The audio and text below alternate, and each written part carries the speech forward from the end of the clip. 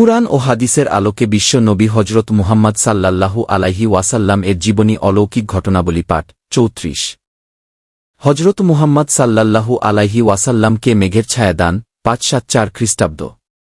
হজরত হালিমার এক পুত্র আবদুল্লাহ সহ ৩ মেয়ে শায়মা, আতিয়া ও হুজাফা ছিল।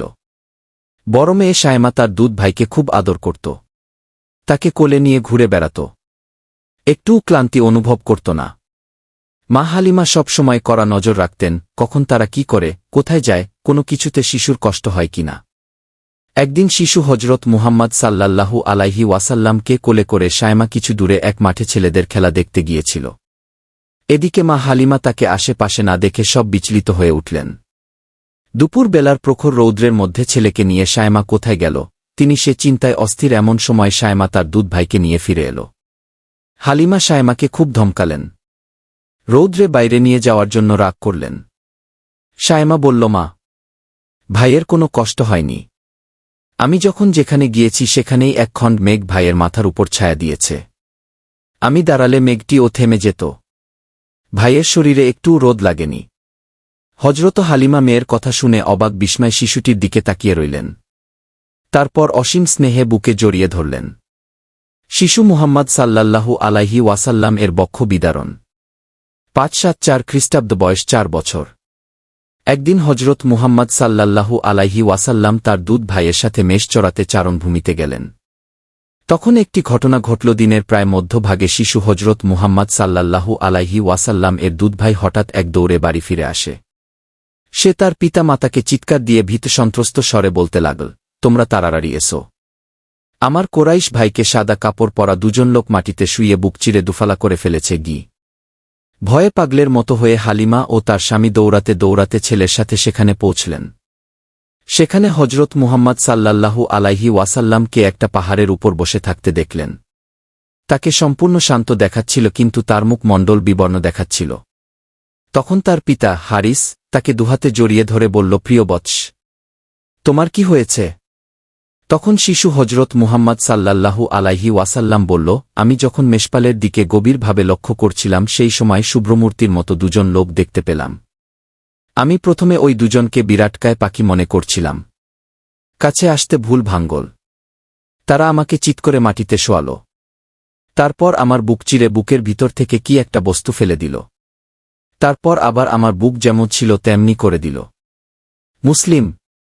এ ঘটনার পর হজরত হালিমার মনে প্রশ্ন জাগতে লাগল এবং স্বামী হারিস চুপে চুপে বলল, হালিমা, আমার মনে হয় ছেলেকে ভূতপ্রেত আছর করেছে। এ সমস্ত ঘটনা জানাজানি হবার আগেই তাকে ফেরত দিয়ে এসো। তখন মায়ের ছেলেকে মায়ের কাছে দিয়ে আসাই ভালো মনে করে মক্কার উদ্দেশ্যে তারা রওনা দিল। নিদারুণ মানসিক যন্ত্রণা নিয়ে হজরত মুহাম্মদ সাল্লাল্লাহু আলাইহি ওয়াসাল্লামকে তার মাতা আমিনার কাছে নিয়ে গেলেন। হজরত হালিমা বিবি আমিনার নিকট ঘটনাটি খুলে বললেন। আমিনা বললেন, জেনে রাখুন, শয়তানের কোনো ক্ষমতা নেই ওর ক্ষতি করার, কারণ এক গৌরবময় ভবিষ্যৎ ওর জন্য অপেক্ষা করছে। বিবি আমিনা তখন শিশু হজরত মুহাম্মদ সাল্লাল্লাহু আলাইহি ওয়াসাল্লাম গর্ভে থাকা অবস্থায় সংঘটিত অলৌকিক ঘটনাগুলো হালিমাকে জানালেন। এরপর তিনি হালিমাকে ধন্যবাদ জানিয়ে এবং তাকে পুরস্কৃত করে নিজের শিশু হজরত মুহাম্মদ সাল্লাল্লাহু আলাইহি ওয়াসাল্লামকে গভীর মাতৃস্নেহে তার সুস্বাস্থ্য ও মুক্ত বাতাসে শক্তিশালী জীবন গঠন করার জন্য তৈরি হলেন। হজরত মুহাম্মদ সাল্লাল্লাহু আলাইহি ওয়াসাল্লাম মাতা ও দাদার স্নেহ থেকে বঞ্চিত হলেন। ৫৭৭ ৮ বছর বয়স। আরবের রীতি অনুযায়ী শিশু হজরত মুহাম্মদ সাল্লাল্লাহু আলাইহি ওয়াসাল্লাম মায়ের স্নেহের বাঁধন খুলে চলে যেতে হয়েছিল দুধ মাতা হালিমার ঘরে। দীর্ঘ ২ বছর তার বুকের দুধ পান করেন। বড় হলেন। দুধমা হালিমার আদর সোহাগ এবং দুধভাই আবদুল্লাহ ও বোন শায়মার স্নেহে লালিত পালিত হয়ে বড় হয়েছে। অতঃপর ৬ বছর পা দিতেই মা আমিনার ক্রোড়ে এসে নবজীবন লাভ করতেছিলেন। একদিন মা আমিনা তাকে নিয়ে মদিনায় বেড়াতে যেতে ইচ্ছা করেন। আমিনার বংশের অনেকেই আত্মীয়তা সূত্রে মদিনার সাথে জড়িত। আবার স্বামী আবদুল্লাহও সেখানে সমাহিত হয়ে আছেন। তাই আত্মীয়দের সাথে দেখাশোনা করার সাথে সাথে স্বামীর কবর জিয়ারত করার আকুলতা বুকে নিয়ে হজরত আমিনা পুত্র হজরত মুহাম্মদ সাল্লাল্লাহু আলাইহি ওয়াসাল্লামকে নিয়ে মদিনা যান। সেখানে গিয়ে মাতুল গোষ্ঠীর বনি নাজারে বেশ কিছুদিন অবস্থান করার পর বালক হজরত মুহাম্মদ সাল্লাল্লাহু আলাইহি ওয়াসাল্লাম ও দাসী উম্মে আইমানকে নিয়ে মক্কার দিকে রওয়ানা দিলেন। কিন্তু আল্লাহর ইচ্ছা কি মানুষ বুঝতে পারে? পারে না। আর পারে না বলেই মক্কা ও মদিনার মধ্যপথ আবওয়া নামক স্থানে হঠাৎ হজরত আমিনা অসুস্থ হয়ে পড়েন এবং আকস্মিকভাবে সেখানেই ইন্তিকাল করেন ৫৭৬ খ্রিস্টাব্দ। জন্মের আগেই স্নেহময়ী পিতা দুনিয়া ছেড়ে গেছেন। জন্মের ৬ বছর পর স্নেহময়ী জননীয় দুনিয়া থেকে চলে গেল। মায়ের আদর সোহাগ যখন তিল তিল করে ভোগ করার সময়, তখনই মাতা এই পৃথিবী ছেড়ে চলে গেলেন। এতিম হজরত মুহাম্মদ সাল্লাল্লাহু আলাইহি ওয়াসাল্লাম সুদূর বিদেশে মাকে কবর দিয়ে দাসী উম্মে আয়মানের সাথে দেশে ফিরলেন। ওদিকে আব্দুল মুত্তালিব ছেলের বউ এর মৃত্যু সংবাদ শুনে একেবারে ভেঙে পড়লেন। ছেলে আব্দুল্লাহ মারা যাবার পর প্রচণ্ড আঘাতে পাথরের মতো হয়ে গিয়েছিলেন।